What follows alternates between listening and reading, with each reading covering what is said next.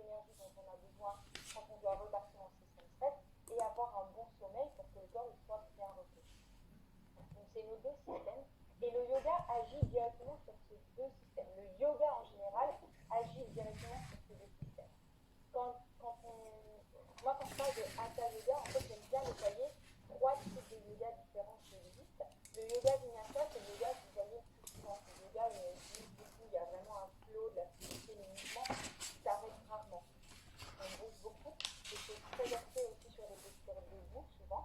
Ça, c'est un yoga qui va stimuler votre système de stress, parce que c'est plus un yoga qui vous permet de faire du sport, c'est-à-dire de vraiment bouger votre corps. Donc forcément, on est chaud, le rythme cardiaque augmente. Voilà, donc on est sur le système de stress, qui est un bon stress. On a vraiment deux stress, le mauvais stress et le bon stress. C'est un bon stress, ce yoga-là. Mais quand vos systèmes de stress sont déjà très très hauts, très très stimulés tous les jours, vous n'avez pas très envie de continuer à le stimuler non-stop pendant 60 minutes avec une séance de yoga. L'opposé de ça, c'est le yin yoga où on stimule complètement le système calme. C'est très intéressant pour vraiment calmer complètement le corps, se reposer.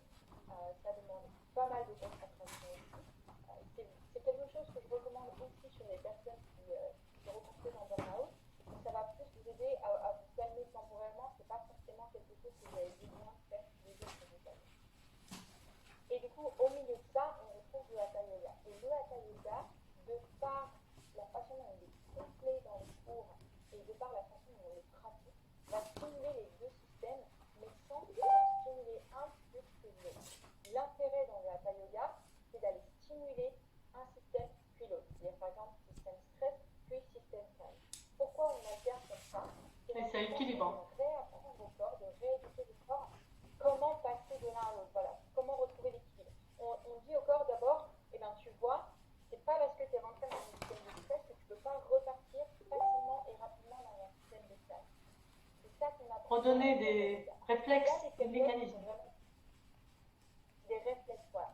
Il y a des moments dans le hatha yoga où on stimule aussi uniquement le système calme. Par exemple, la relaxation du début, la relaxation à la fin, pour vraiment diminuer le taux de base. Mais l'idée, c'est de rééduquer le corps, de réapprendre comment passer du stress au calme plus facilement, plus rapidement. De montrer au corps que, oui, en fait, on n'est pas obligé de rester dans ce taux de stress de base. On peut osciller entre les deux et le faire uniquement quand on a besoin, uniquement quand on est face à un vrai danger. Et pas, par exemple, quand c'est juste nos pensées qui nous amènent dans le système de stress.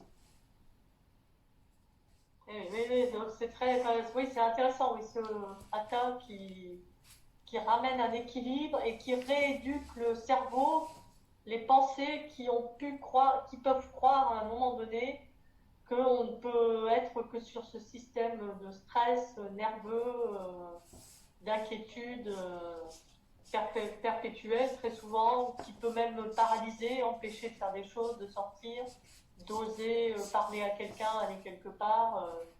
Donc vraiment, oui, c'est intéressant. Et donc, tu disais les effets immédiats du hatha yoga, si tu peux redire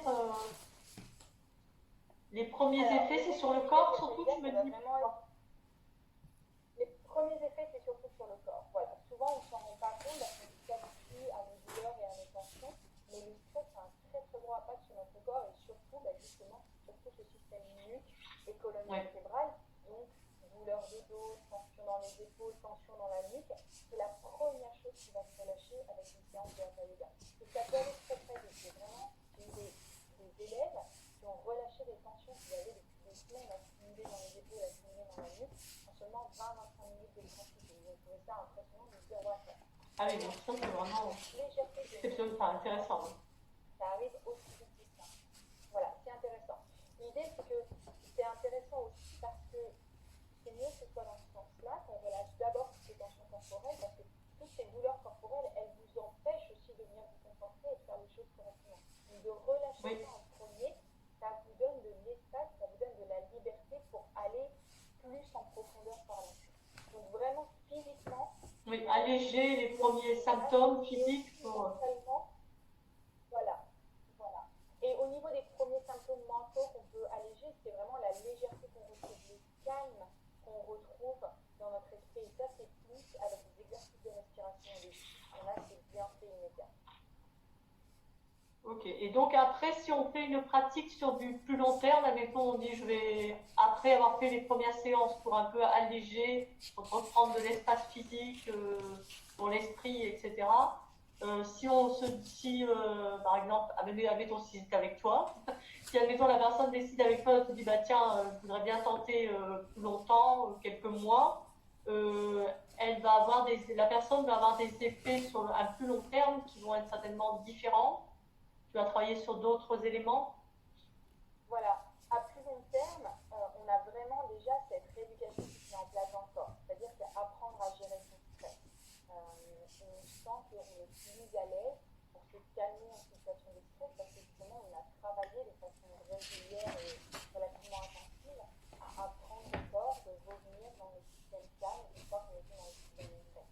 Ça, c'est par l'alternance des postures qu'on utilise au yoga. Donc ça, c'est un des bienfaits qu'on a vraiment sur le long terme. Et le taux de base d'anxiété, bien sûr, sur le long terme, il va aussi diminuer et tout ce qui va avec, en fait.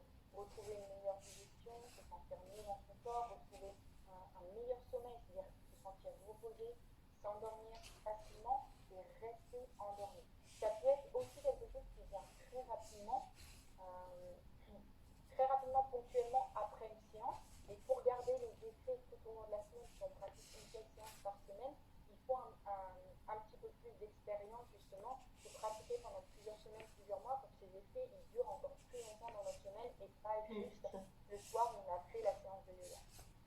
Oui, que ça se prolonge dans le temps et avoir une chance de pouvoir revenir à une qualité de sommeil, une anxiété qui descend et Voilà. qu'on Quand arrive à gérer.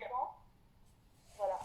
Quand on est en burn-out, une fois qu'on a fait le burn-out, qu'on est en épuisement professionnel, notre système par défaut, c'est le système stress. On n'arrive plus à s'en sortir et c'est vraiment le système qui nous tient tous les jours.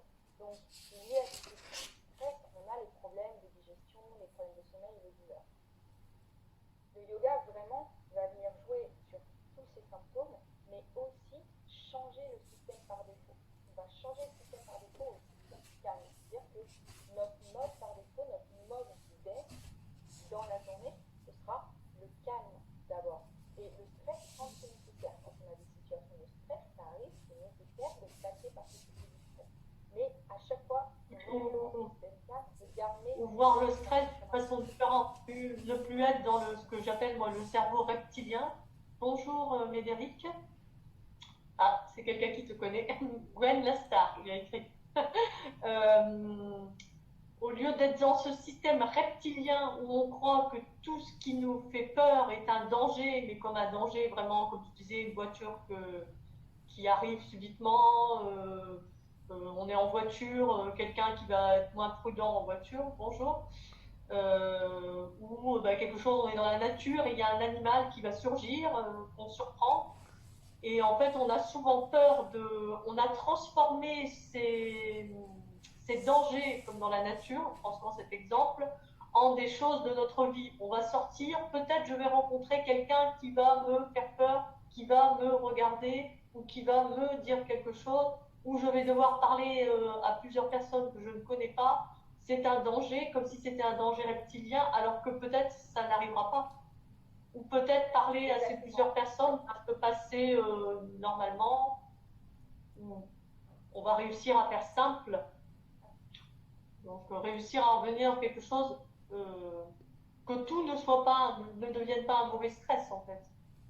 Exactement. Et ces dangers, ils sont aussi avec les pensées. C'est-à-dire que quelque chose qu'on ne se rend pas compte en général, on pense toujours que le stress vient être déclenché par un événement physique. Et le stress peut être déclenché par nous-mêmes ou par un événement mental. C'est-à-dire que rien que le fait de revivre une situation difficile, ou le fait d'imaginer une situation difficile, oui. le système nerveux ne fait pas la différence. Est-ce qu'on est réellement en train de vivre cette situation ou est-ce qu'on est en train juste d'imaginer cette situation? Donc quand on la revit, oui, ou de penser que c'est la même situation alors qu'elle n'est pas tout à fait vraie. Le système stress vient s'activer quoi qu'il arrive. Donc c'est là où